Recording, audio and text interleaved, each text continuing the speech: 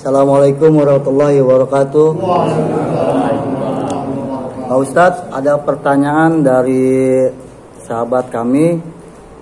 Beliau bertanya, kalau ada yang azan, seseorang berisik atau sedang ngobrol, itu hukumnya apa Pak Ustadz? Itu aja.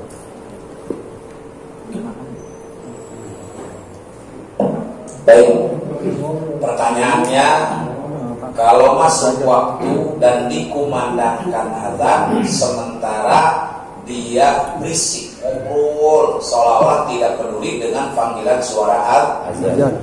Ketika kita mendengar azan, disunahkan mengikuti azan.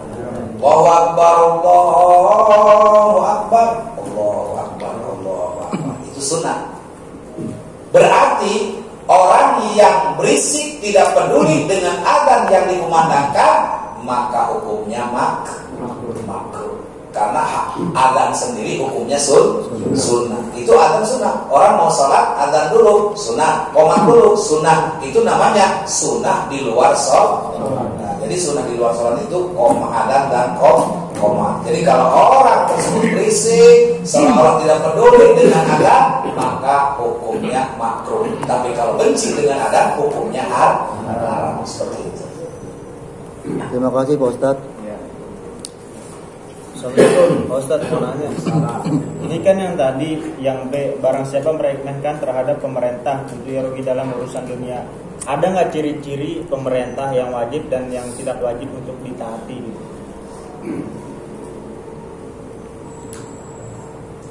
Ciri-ciri para pemimpin pemerintah yang harus ditaati. Kalau pemerintah ketika ngajak taat, ngajak ibadah, ngajak berbuat maslahat baik untuk masyarakatnya, maka rakyat juga wajib mentaati pemerintah. Begitu. Karena dalam Al-Quran itu yang pertama, ati'ullaha wa ati'ur rasul. Nggak ada atiu pemerintahnya, nggak ada pakai atiu, nggak ada. Yang ada ati'ullaha wa ati'ur rasul. Taatlah kepada Allah dan taatlah kepada Rasul. Di situ cuma wa ulil amri minkum, artinya taatilah pemerintah selama pemerintahnya mengajak taat ibadah kepada Allah. Hari ngajak maksiat mah haram ditaati, walaupun itu pemerintah. Seperti itu.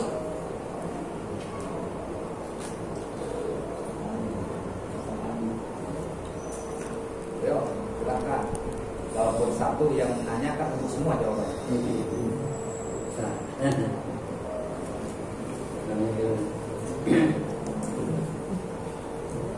Saya bertanya nih, tapi agak banyak di poinnya nih.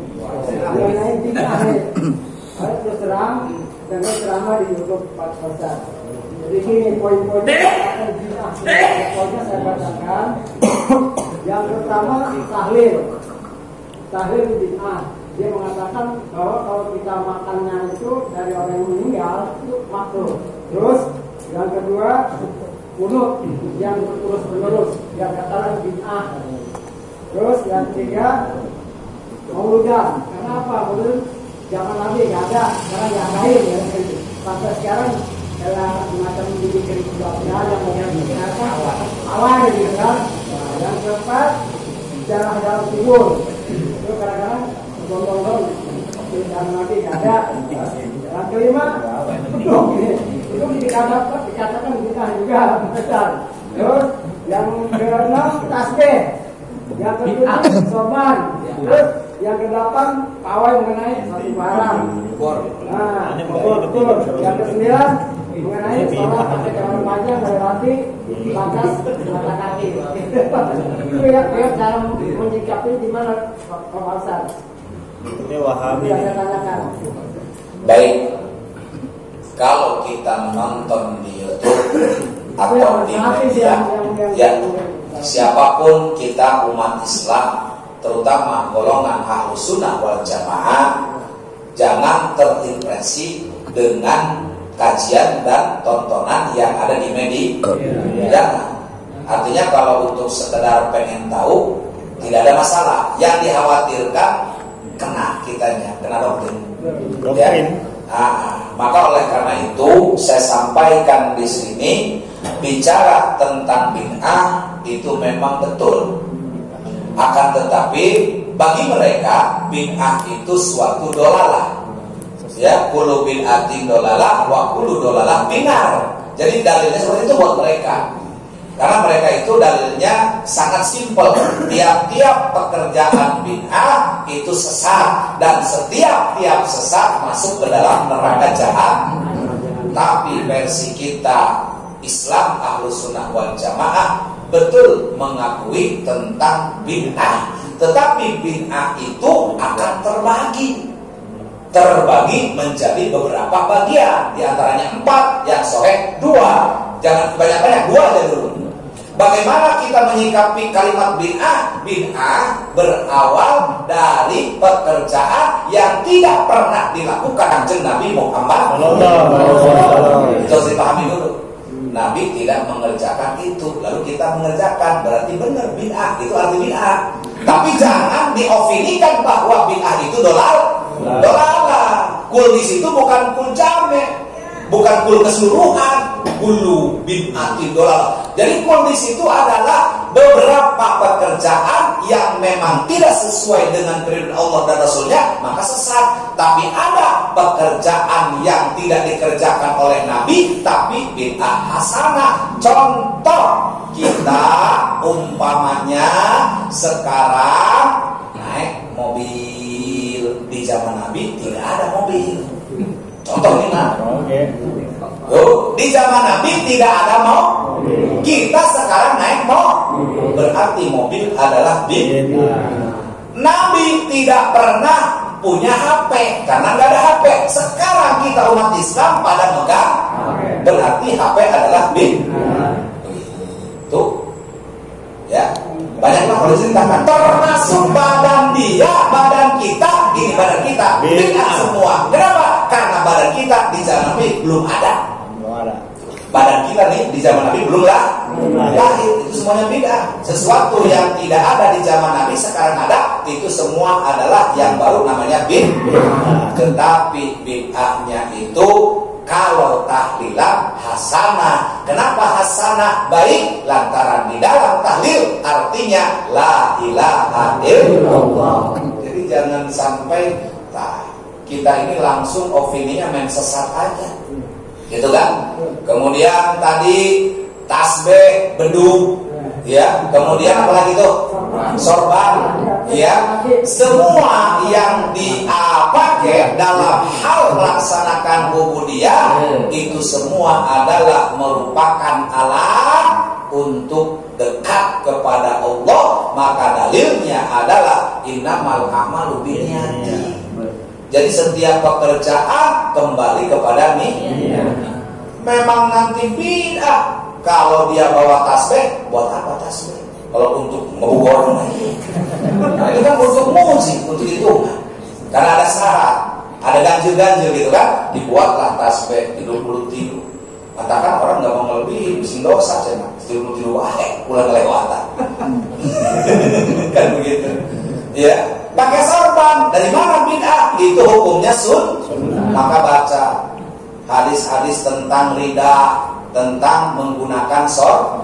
Imam Syafi'i dalam kitab fikihnya, ya, diterangkan oleh Syekh Ibnu Hazm Al-Haytami, ketika orang sholat di hutan karena ingin mendapatkan pahala menggunakan sorban, tapi di hutan tidak ada sorban, eta yang namanya areuy, nanti areuy.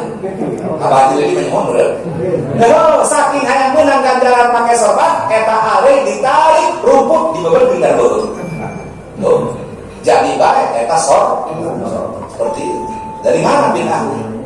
Tahlilan tidak bid'ah, tapi ada hasanah. Jadi kalau mereka mengatakan bid'ah, betul bid'ahnya mah karena di zaman Nabi tidak ada, sekarang ada. Tapi meskipun di zaman Nabi tidak ada, sekarang ada, selama adanya di zaman sekarang tidak bertentangan dengan syariat agama, itu tidak disebut dolalah. Seperti itu. Makanya sampai kiamat, sampai kotak sariawan, kalau argumentasi dengan Wahabi mah mual angges-angges. Oke. Tidak akan pernah selesai. Tapi tadi saya yang terakhir, saya juga tidak cocok. Pak Haji mengatakan katanya bid'ah jarah di dalam kubur. Saya juga tidak mau jarah di dalam kubur. Ya, dia bilang tadi jarah di dalam kubur. Itu maka boleh.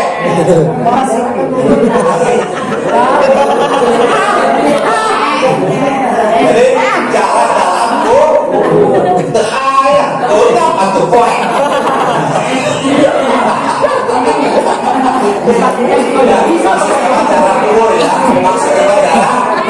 Ada kepleset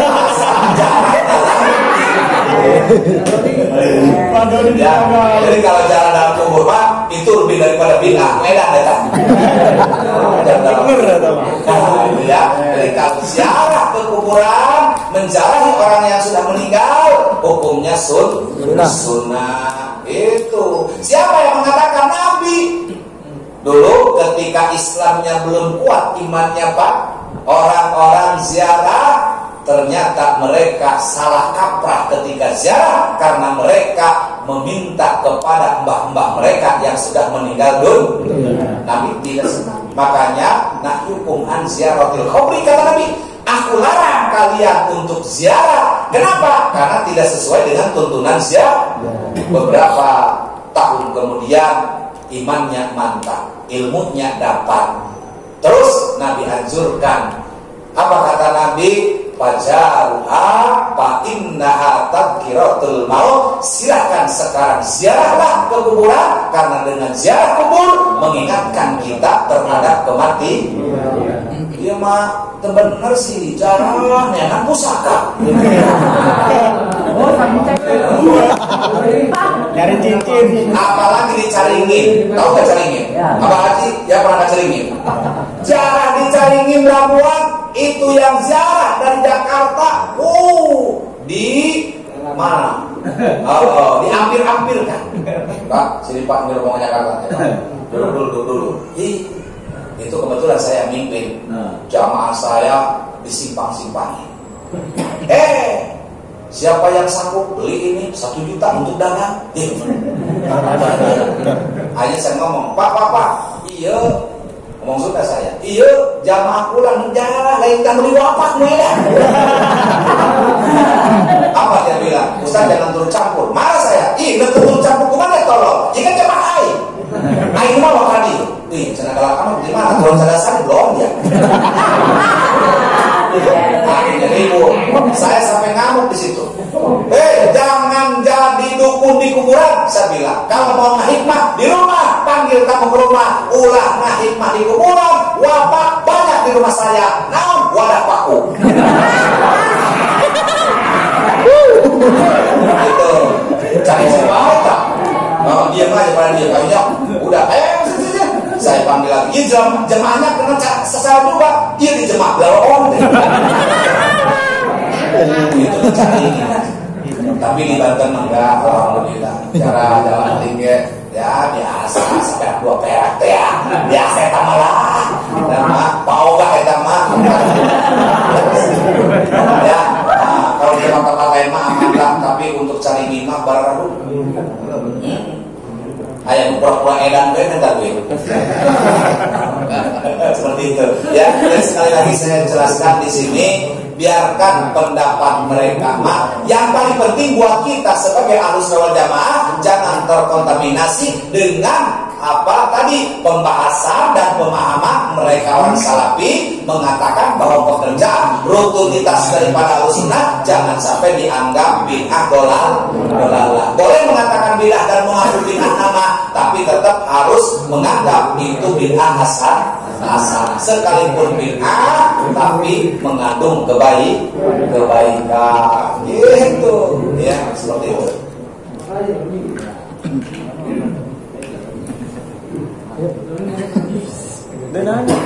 Orang can lahir ke tahlil udah ada ya Pak? Benar. Eta manehna mah sirik, tilok ditahlilan ieu mena. Persamakan sama orang Buddha, ya. Terus sorban dipersamakan sama orang Hindu, gitu. Susah sih dia kalau nggak ngaji gini, kalau dia nggak ngaji alat, ngaji kitab, semua urusan itu pemahamannya ada di kitab ulama. Kalau mereka itu cuma ngadinya hadis, Quran, hadis, sarua bae jeung akan beas jadi pare. Itu ibaratnya. Karena apa? Karena hukum itu kalau hanya mengandalkan Quran dan hadis, tahu nggak Quran? Quran itu pokok asal. Makanan kita sehari-hari adalah nasi. Nasi dari mana asalnya? Dari beras dari mana? Dari padi. Tak berarti kita makan pare. Sedangkan kita adalah makan nasi asal dari beras dari padi. Bagaimana cara? Quran digodok menjadi hadis, digodok lagi menjadi ijma menjadi qiyas, baru diamalkan, bisa dipaham. Jadi harus ini ada ibaratnya proses. Padi aja nggak ujuk-ujuk, emang makanan kita, makanan pokok adalah padi. Pirakus ya dengan makan padi.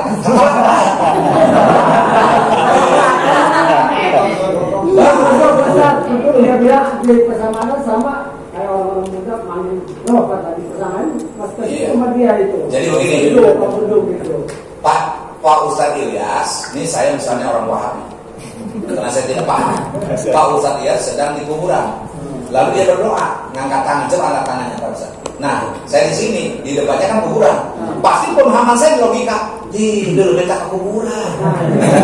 Logika, karena di depan dia adalah kubur. Sementara Pak Ustadz Ilyas ngangkat tangan, otomatis orang berpikir, kok minta sama kuburan? Padahal dia belum dengar bacaan kita. Aturan deketin dulu, dengerin doanya. Allahumma gfir lahu warhamhu wa'afi. Malah kita, ya Allah, aku minta ampunilah orang-orang yang ada di kuburan ini. Justru kita ngangkat tangan di hadapan kuburan, minta napa Allah untuk ampunan dosa ahli kubur. Double setan.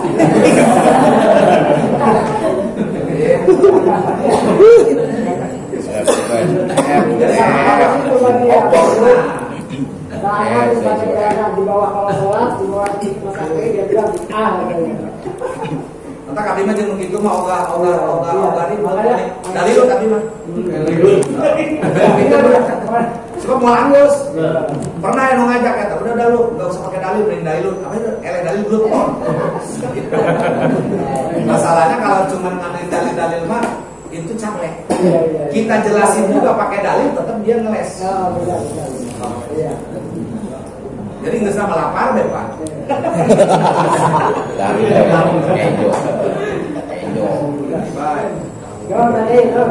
Ya.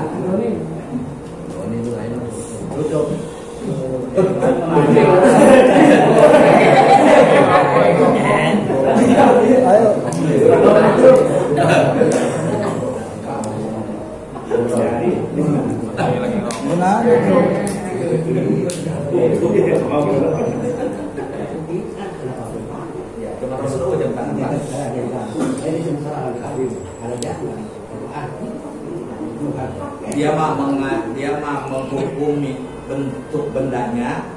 Kalau kita tidak pernah menghukumi benda, menghukumi di balik benda apa manfaatnya. Contoh beduk, jangan dihukumin beduknya, tapi yang dihukumi suara beduk dan suara tongkrongnya. Kenapa? Orang yang di hutan ketika mendengar tongkrong dan beduk, alhamdulillah dohor, pulang. Nah itu manfaatnya. Kalau nggak ada beduk, nggak ada tongkrong, mereka menganggap belum duhur, jojong bae macul. Itu.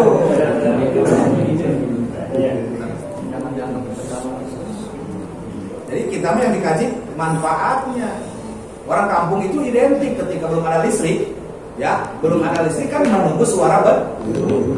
Beduk itu bunyinya beda-beda. Kalau misalnya du itu lain, pasti orang mati. Kalau 3 kali dipukulnya du itu isyarat bahwa ada orang meninggal dunia. Tapi kalau dipukulnya kencang itu ada maling.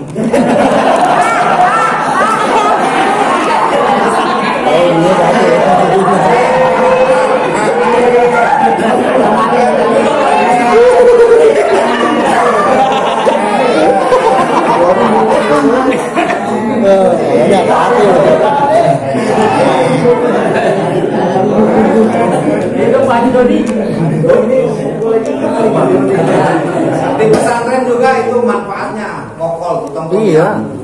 Kalau misalnya lagi 3 kali ngurusin itu. tong ngaji tapi kalau dikocok sama kayak tong preng. Tapi kalau 3 kali kita pada tong ngaji. Oh, kita santri ngaji. Tapi kalau dikebut tong preng.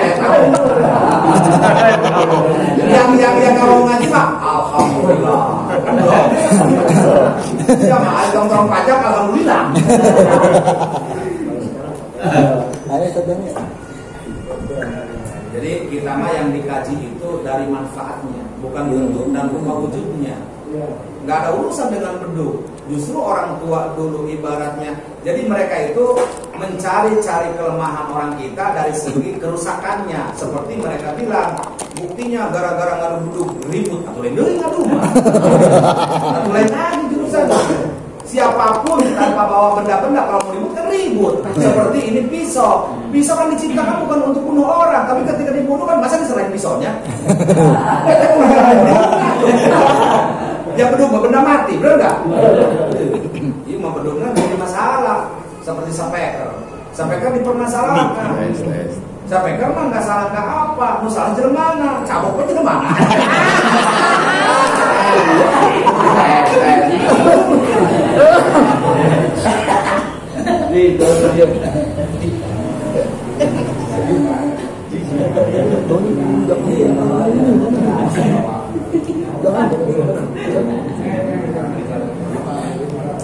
Masih ada, silakan. Tutup.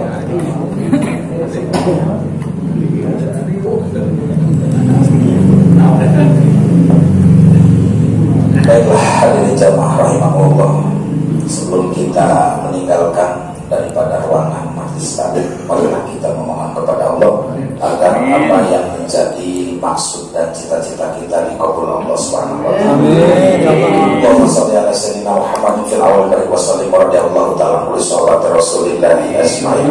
Amin ya Allah ya Rahman ya Rahim ya Mujib as-sa'ilin. Hamdan na'imin hamdan syakirin hamdan yu'afini wa yukafi'u mazidah.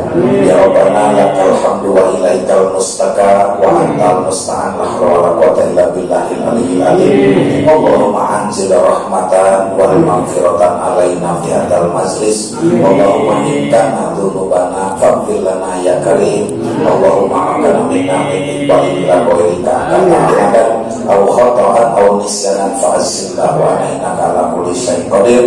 Subhanaka wa bihamdika astaghfiruka wa atubu ilaik. Shalli wa sallim ala jamil anbiya'i wal mursalin walhamdulillahi rabbil alamin.